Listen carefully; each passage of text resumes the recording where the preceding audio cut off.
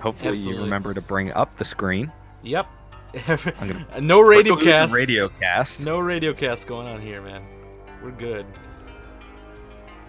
And of course, that famous Ganga Elfrek coming out of ISENGRIM. Hopefully, no redrops.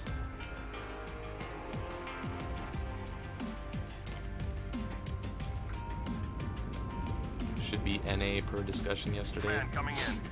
Oh boy. The resource point. Stop any hostiles that get in your way. Well, hopefully we get a call from the referee here soon as to whether they're playing out.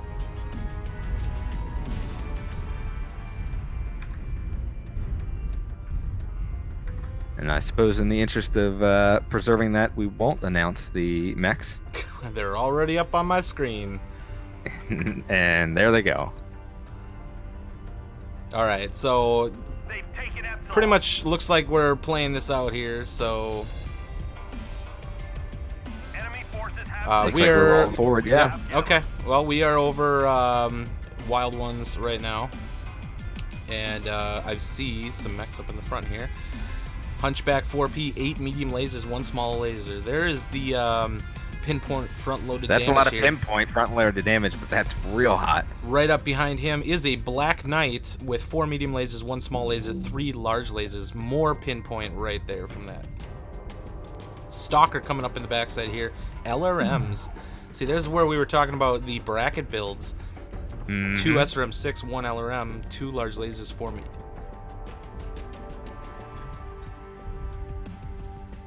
Right now, looks like both teams are content to kind of sit back a little bit with some large lasers and just poke some. Kind of an interesting strat. I mean, both teams are right on top of each other almost, but they don't seem like they're necessarily interested in engaging at this point. Got a couple mechs coming around the corner for 228 harassing up near Kappa.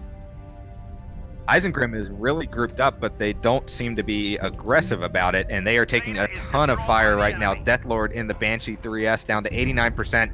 He is getting shot from all sides because he is up top by the cakes, and he is staying up there. Looks like he might be getting a little bit of support from his team, pushing around the corner towards Kappa. Yeah, he's being harassed by this Grasshopper 5N up here on the side here with 1 PPC. That's not a lot of damage coming out, but it will add up if left unchecked.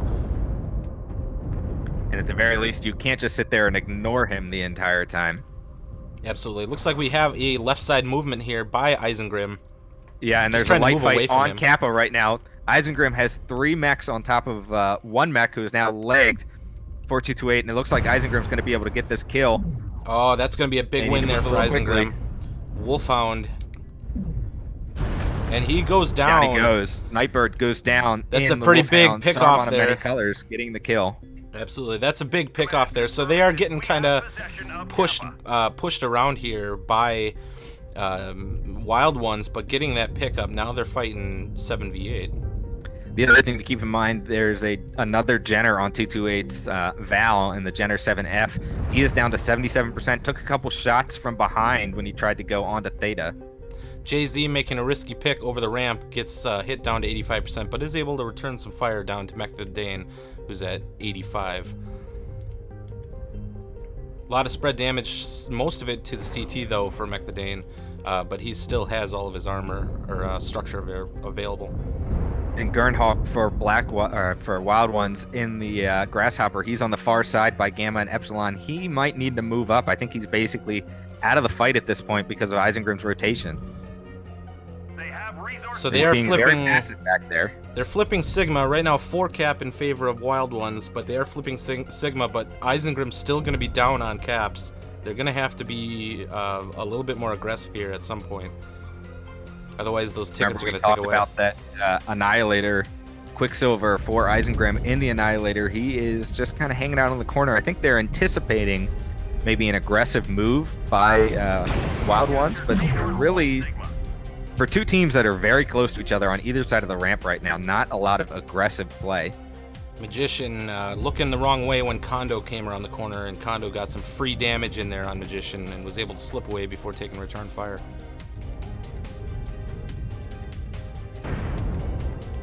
what was that, a leg or an arm there for the Wolfhound? It was a leg. That's not a Wolfhound, that is a Javelin.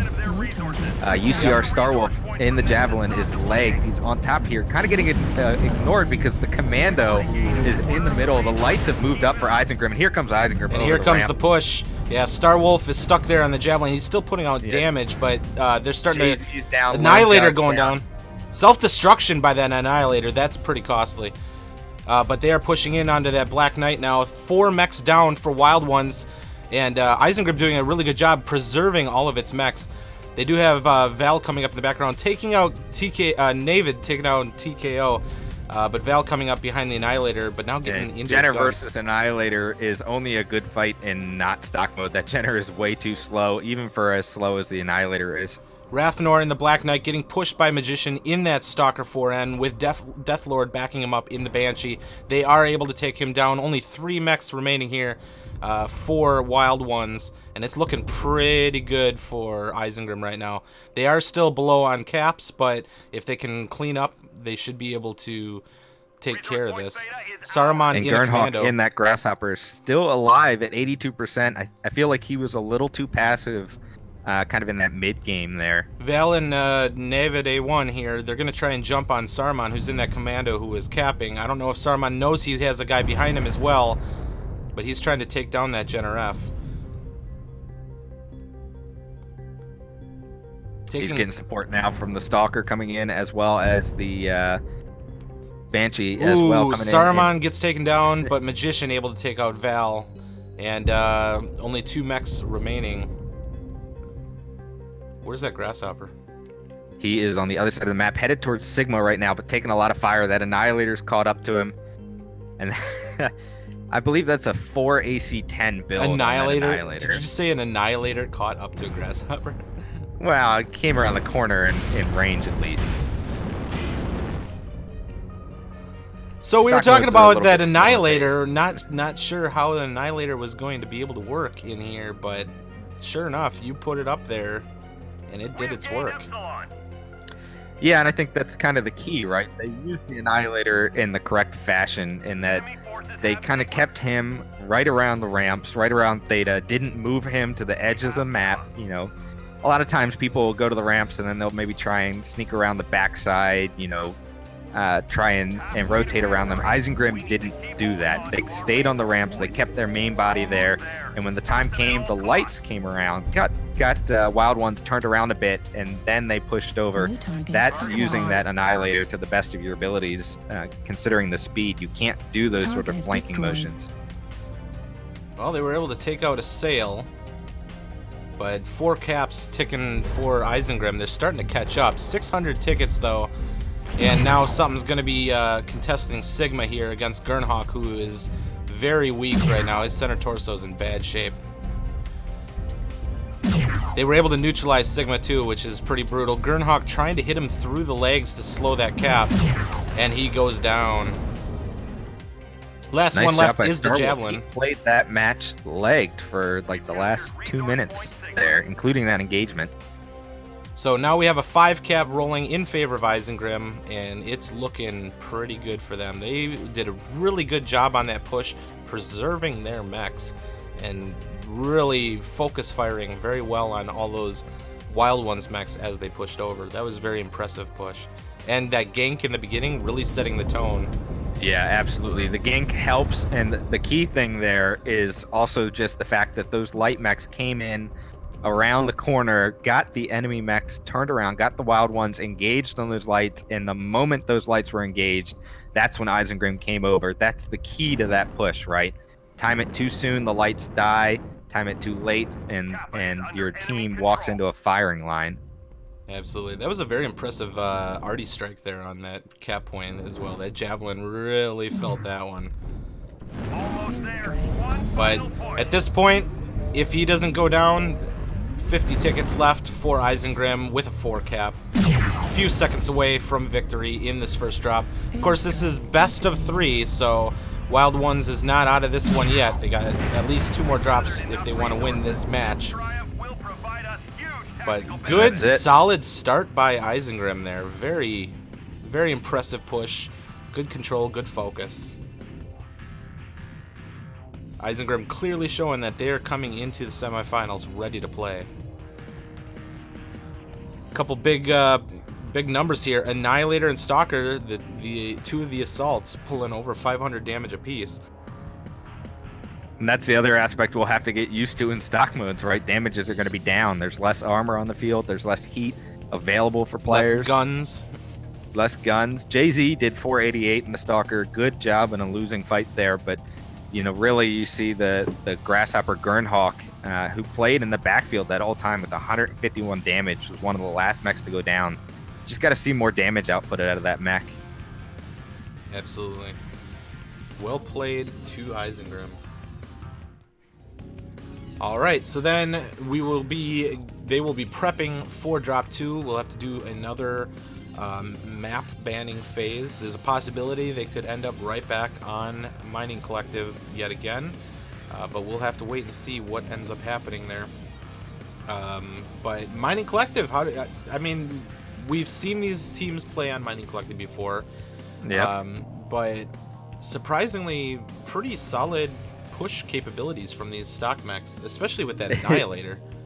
It almost felt like a slow motion traditional comp match, right? There were a couple differences. There was the Grasshopper in the backfield. You don't normally see that. Typically you would see someone either go deal with that mech, because when you're not playing stock modes, that's a lot of firepower to give up in your backfield. Clearly they took the risk and said, you know what, that Grasshopper just can't hurt us fast enough. The other difference is, I think, in the light play, using the lights as your only mechs to kind of make that flanking maneuver to draw fire. Typically you might see some mediums or heavies even, and then have the assaults come over.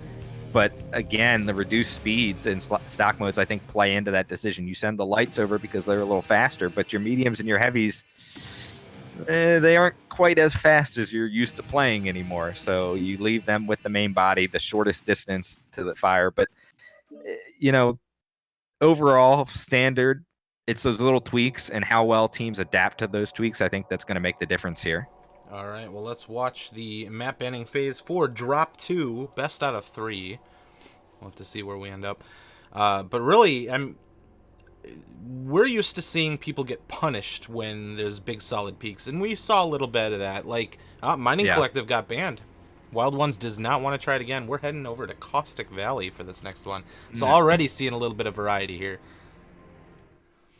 But, you know, that one Grasshopper just kind of pelting him with a single PC. Like I said, this kind of reminds me, actually, of, you know, the single ER large laser spider on Tourmaline Desert, where he would just sit there and wail on him and wail on him. And you can't ignore him.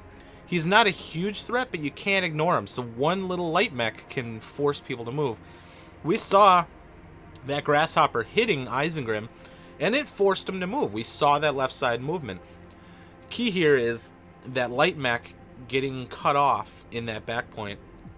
Yep. Huge misplay, I think, for Wild Ones. That guy getting 1v3'd was a big misplay.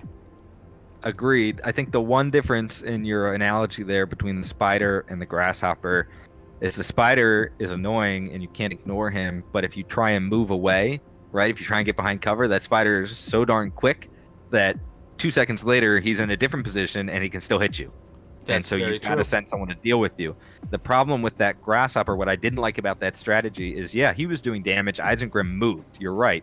They dropped down into that kind of little narrow area just by the ramp, and suddenly the Grasshopper can't engage anymore. Well, now he's slow. His jump jets don't work very well. He doesn't have a lot of them. It takes him time to reposition, whereas, you know, you're fighting that Spider, it's just constant fire. And I think that's kind of the difference there. If I was playing in that drop strategy, I don't think I would want to give up a Grasshopper, a heavy mech, you know, away from the meat of my team in order to do that harassment strategy. But that's Wild Ones tried it. Maybe that was not how they wanted to play out. Maybe it was something else they think caused them to have that loss. But here they are. Next round, they can still win this one. And if they win this one, they'll move on to the best of 3 and still have a chance here. You know, and I'll have to look back at the replay later, but I felt like ISENGRIM was losing trades. I don't know if that was the fact or not, but I felt like they were hemorrhaging a little bit more armor than we saw in 228. Now, I mean, I saw some key trades, the ones I saw, like Magician looking not necessarily the wrong way, but he's looking off to the right when obviously we knew the Hunchback was going to peek. He didn't, and he gets a full alpha from 8 medium lasers from that Hunchback, who then gets skirted back. We also saw the I think it was the Javelin, was it, that jumped up on top and got legged up on top of the canisters there. You know, that should have been a death sentence for him, but ISENGRIM took him getting legged up there almost as it's time to go, and it could have been planned by them from the start that they were going to go no matter what. But bottom line, he got legged up there. He was still putting out damage. He was still able to dodge back and forth, and then all of the heat was taken off of him by the rest of ISENGRIM pushing around that corner, and they essentially saved his life. And I'm pretty sure he made it to the end of the game, didn't he? With a leg missing. He did make it to the end of the game. Yeah, he had the leg missing. He took down that grasshopper legged after being legged, like you said, for most of the engagement. But that is a big key in this stock mech is, and we talked about it in the opening. You know, when you're peaking, you're slower, you have less armor, but the other team has less firepower to put on you. How would that affect? In this case, I think it kind of helps the peaking mech. Whether that's true all the time, I don't know if I want to count on it, making too many bad peaks, but it was interesting to see that. Absolutely. But it's like, my feeling was that ISENGRIM was getting out-traded, but somehow with that push, they just swarmed Wild Ones. And, I don't know if maybe the builds that they had brought, the mechs that they brought, were better at the push and better at, you know, just taking care of business when they decided to push. Something worked for them. Maybe it was and I also think it was timing. I think if you go back and look at the replay, you'll see that 228 basically gets off an entire round of fire on the light mechs as they come in. So they use some of their heat capacity to engage the lights, who are coming in first, and then immediately after that, here comes all the assault mechs and heavies around the corner. Well, you just use some of your heat capacity, and in a brawl, that's really the deciding factor. It's how well you can aim, which, guess what, in the semifinals you better be able to aim, and it's your heat capacity. And your heat capacity, if you run up against your heat cap before the other team does, you've lost. It's over. Absolutely. And heat capacity, I think, is going to matter even more on Caustic Valley. It is a hotter map, so we could see that occur here where, you know, especially with the pinpoint laser mechs, they could be running up their heat very quickly. Now, one thing that I do remember just looking into the stock mechs a bit, ammo counts seem lower. Now, I know they buffed ammo counts before the tournament started to try and help with that, but you can't have a ballistic mech with just tons of ammo on it anymore. So if you bring mechs that you know, are meant to counter this high heat map, there's a possibility you could run out of ammo relatively quick. Agreed. And that's something I'm sure these teams have adjusted to in the course of the matches that they've played so far. But it's just, when you're in the match and you're in the heat of the moment and guns are blazing, sometimes you want to just put shots downfield, and maybe those early engagements where you see someone at the edge of your effective range or beyond your effective range where you're doing reduced damage, and you want to take a shot because he's available, you take a pot shot, but then you think, maybe I should conserve some ammo. It's curious to see how that'll affect play, and hopefully you don't get in a situation where pilots make a mistake and they use up their ammo before they should have, and they get in a late game situation where they're in reduced effectiveness. Yeah, absolutely.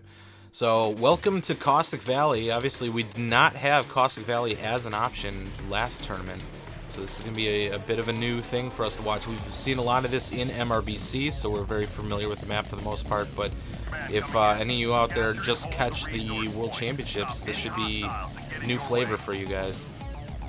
So we are underway. ISENGRIM now Team 2. And are we seeing any major differences here? Still seeing a Black Knight in use from JD Toker. Still seeing a Stalker 3F in use. Yep. Is that an Hunchback Archer? 4J this time. What is on the Hunchback 4J stock? Let's take a peek. We have Gamma. Enemy forces have Sigma. There's the Annihilator. It does have 2 LRM-10s. It also has 5 medium lasers. Look so at how plenty of, slow this Annihilator point is. damage. Good lord, it's slow. That is his full speed, ladies and gentlemen. He is full bore right now. Maxed out. But the firepower, the 4 AC-10s on that is a savage. And on this map, those 4 AC-10s are gonna hurt someone today. There is an archer on the field. So Wild One's taking an early cap of That is ISENGRIM right here. Dropping down. Mech the Dane in the archer is launching LRMs downrange at the longest distance target. I don't even know if those last couple shots were in range. Well, a Sail in the Wolfhound actually getting pelted by LRMs himself. We are seeing LRMs going back and forth. Mech the Dane as well. Yeah, there's some LRMs trading across the map here. Not something you're used to seeing in comp play here. And a Locust on the field for 228 Wild One. This is a pretty big map, so maybe they're looking for some map control, but he's got his work cut out for him if he wants to try and get by here. I'm not sure he realizes there's a UAV up by Sigma. So 3 caps in favor of Wild Ones. Wild Ones does hold Theta right now. That means it's going to be on ISENGRIM yet again to make a move. And that Locust is trying to take the long route, the Sigma. The really long route over the mountain on the edge of the map. I am not sure if he's in that UAV detection range or not, but he is eventually going to make his way to Sigma. But in the meantime, both teams grouped up around the Caldera. A nice UAV placement. Probably going to see some LRMs coming in here pretty soon on ISENGRIM. Is that but right now, dropping that UAV? You got it right over Navid. Is it Navid? I wish I knew how to say his name. I'm sorry, man. I'm mauling your name. I'm going to call it Navid, like David. Like Feliz Navidad? I guess so. We're seeing a little bit of a push with Stalker, Javelin, and a Wolfhound on the right side, trying to get some shots in on Nightbird in that commando, but it looks like he's able to slip around the corner relatively unscathed. Generally, a right side push, though, for ISENGRIM, and they have some of their heavy guys up in front. So many Lerms going back and forth. Now, it's not the rain that we're used to seeing in public queue, though. It's just little harassing shots, but it's adding up. LRM 10, LRM 15 at a time, but they've got a couple shots in on the Annihilator here for ISENGRIM down to 94%.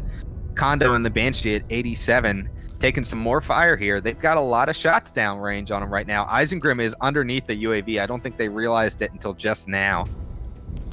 UCR Starwolf in that Javelin. I think that's 4 medium lasers.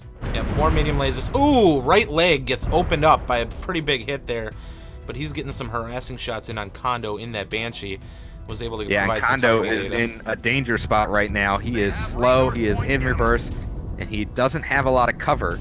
Ooh, already he does have the Annihilator moving up to support him here, so I think he's in safe for now. Still taking the occasional LRM fire. Gernhawk set himself in a pretty nice firing lane there, and he's been punishing these light mechs with a lot of pinpoint damage there. I'm sure he ran up his heat a little bit, but he was definitely putting some pain in on Saruman and Starwolf. But we got that movement on the left side here now. Quicksilver and the Annihilator. That's the bad thing about, you know, having a deck where you just continuously rotate, is you're gonna leave that Annihilator behind. It looks like he's running into Magician there. They can't rotate away from this guy for much longer. But what looks like we got a back cap. Be careful. Their Annihilator is on the bottom half of their team as well. They had the Locust, Val, one of the fastest mechs on the field here.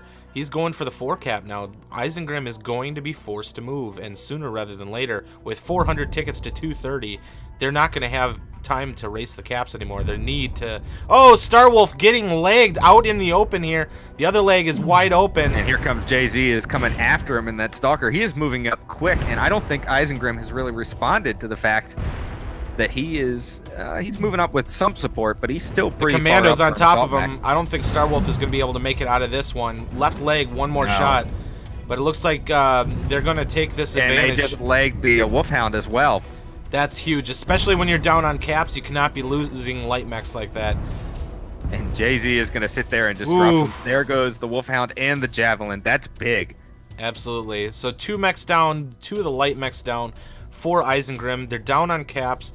They're going to have to do something, and they're going to have to do it now, because they're not going to be able to race and Wild they are Ones rotating on caps. the opposite side now from Wild Ones, and that's going to take even longer for them to get around. They've got a UAV overhead. There's LRMs coming in on the Annihilator. That is Quicksilver at 80% in the Annihilator. Still got plenty of armor. but not something you want to see taking fire without being able to return it. Kondo's getting jumped now. Saruman leading the charge, dropping some SRMs, getting some of that LRM fire over the top. And he's shield arming it and moving down with 32% health remaining. He doesn't have a lot left on him, and he'll be going down here shortly, unless he can slip away.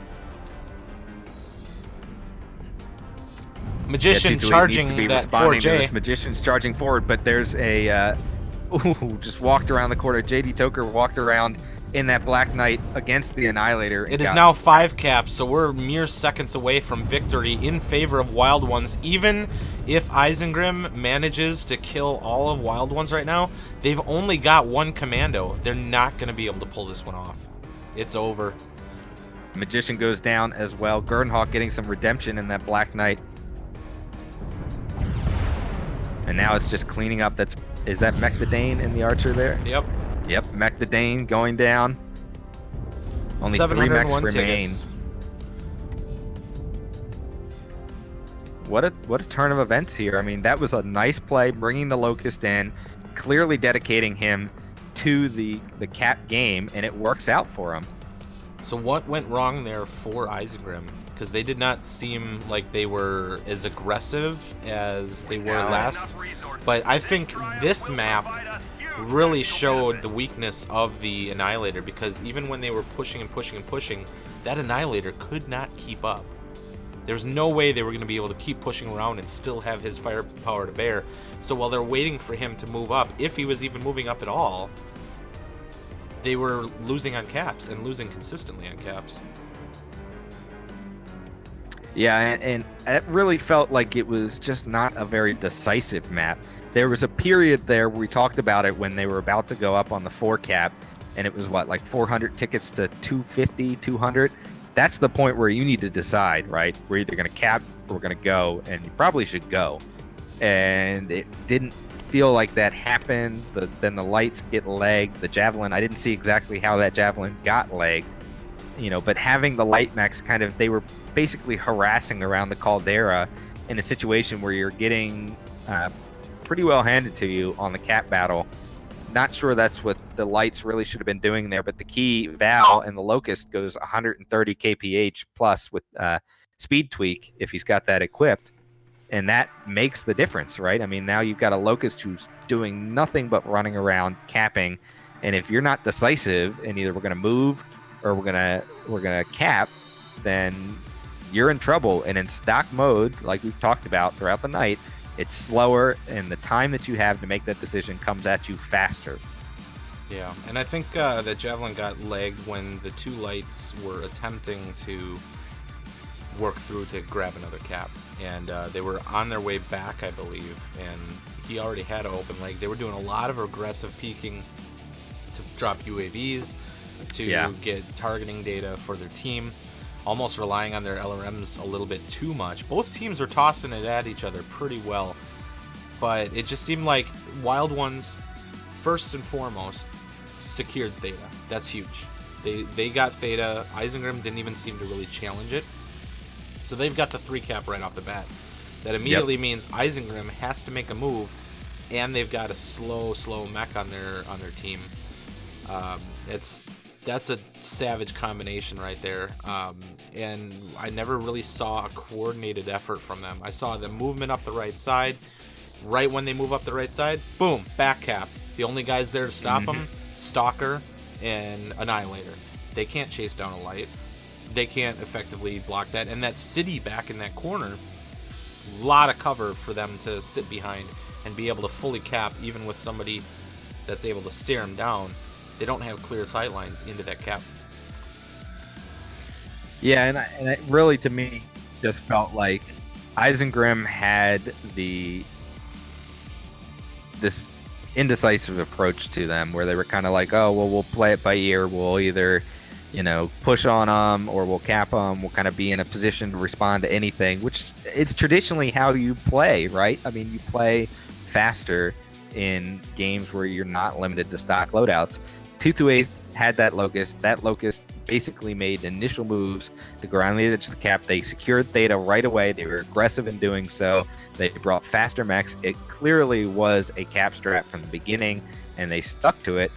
And they had an Annihilator as well, but the difference is that Annihilator isn't trying to do anything other than basically be the area handle denial that they It was push on. Yeah, he's aerial denial. They set themselves up nicely over by the saddle to where if they get pushed, they're going to get annihilated.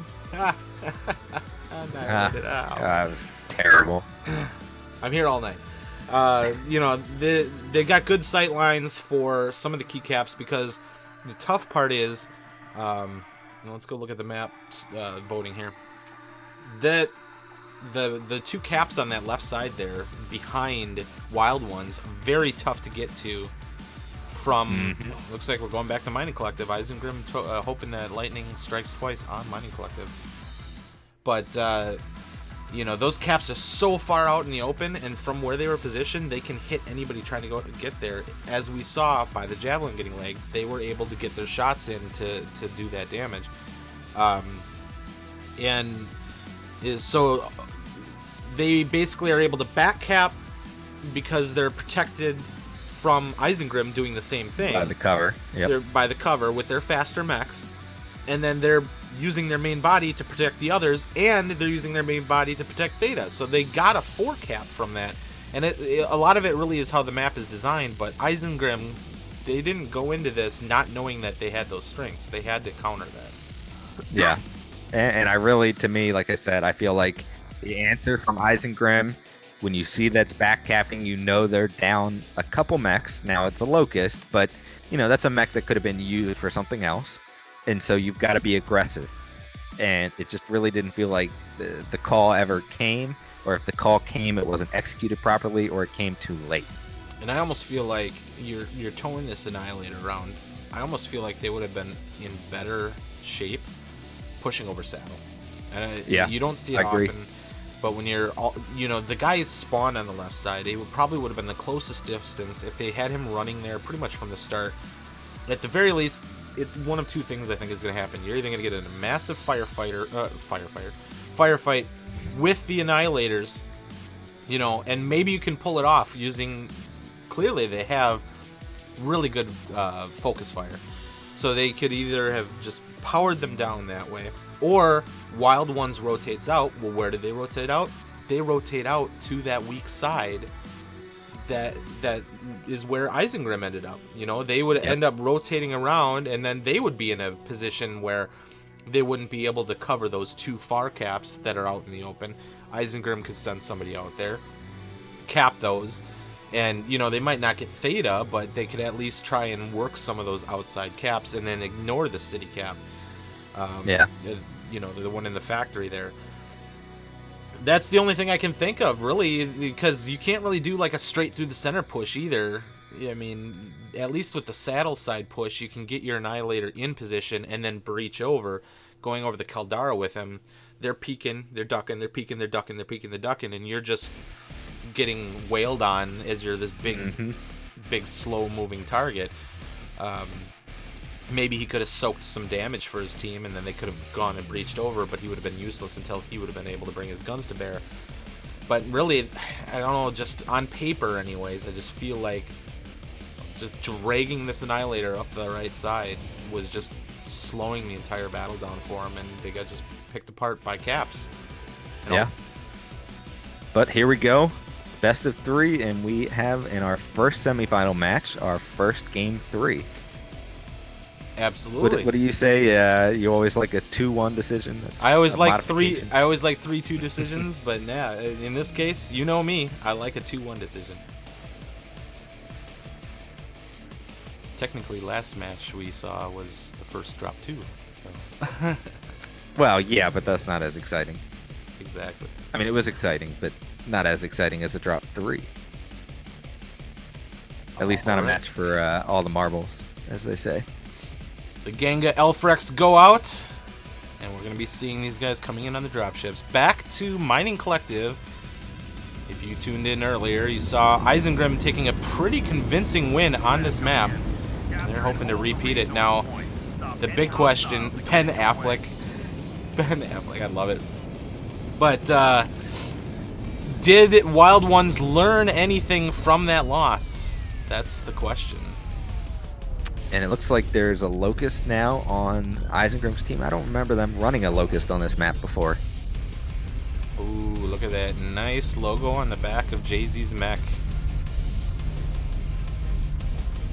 Nice. So we like to see you can still bring your color schemes and your logos and your decals into stock mode. I checked that out earlier today. That's a very important thing. Only one cap each for both teams yet. They've got that Locust, but he's not. ISENGRIM has the Locust, but he's not being aggressive here. Now, they don't have the best side to go for Theta. He doesn't have a lot of cover if he gets up there, and that may be the reason why he didn't push for the aggression, but you'd like to see a move for Kappa right away then. So Starwolf was taking a look over on this right side, but has a Grasshopper, a Javelin, and a Jenner all pecking at him there, forcing him out from that right side, which is freeing up the Jenner to go back cap into Gamma, already putting Wild Ones up 3 caps to 1. Yeah, ISENGRIM kind of doing the same thing, getting up sort of on cakes above the tunnel and trying to just put fire down into that corner in the Sigma direction. And definitely right now I think they're winning the trades, but again, like you mentioned, the cap battle being won, and it looks like here comes Theta Cap as well from 228, and they've got the better side to defend against this. So some aggressive peaks there by Starwolf in that Javelin. You think he came out short there, but we have that Locust, a Sail dodging back for that Sigma cap. I don't think anybody saw him go back there, so no, he is no going to one pick that saw up. him go back there. So that'll be nice to at least give ISENGRIM a little bit of breathing room on the caps. It was a really quick flip for him. But then we got a pretty heavy movement here. The Stalker and the Banshee moving up underneath that Grasshopper. I'm not sure if he saw them or not. He might have no clue that they're actually there. But that Grasshopper might be able to get some back hits here on the Banshee and the Stalker. This is going to be a very dangerous push there. Yeah, and they should know that those guys are up there, but it seems like they're kind of in a tough spot now. How do you pull out of that if you want to? Well, those guys got pushed out because TKO coming in the backside with that Black Knight, able to at least get them to dodge back around the corner. But that Grasshopper is still going to be a threat as they push through. He could be getting back cores on these guys. And the Magician leading the charge. Charging forward, but he is way too far in front right now, and his teammates are a little too far behind him. He is just getting pounded. Down he goes. But they do get Ratner down in that Black Knight as well.